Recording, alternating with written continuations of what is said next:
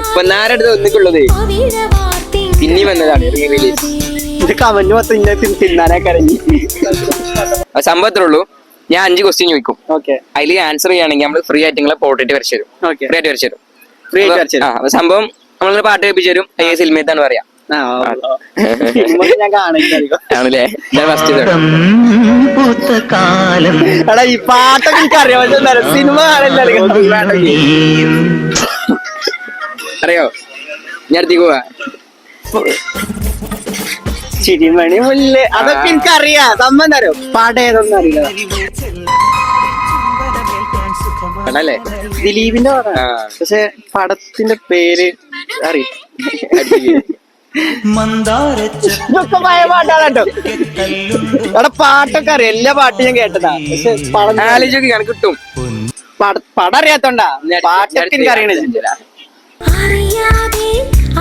ഇപ്പൊ നേരടുത്ത് ഒന്നിക്കുള്ളത് പിന്നെ വന്നതാണ് റീ റിലീസ്. ആലോചിക്കാ. ഇത് കമന്റ് മൊത്തം ഇന്നെ തിന്നാനേ കരഞ്ഞു.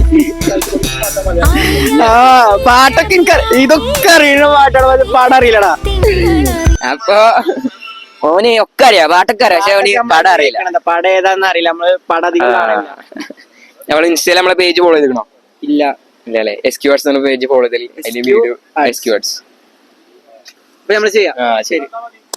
ഓക്കെ എന്നാ.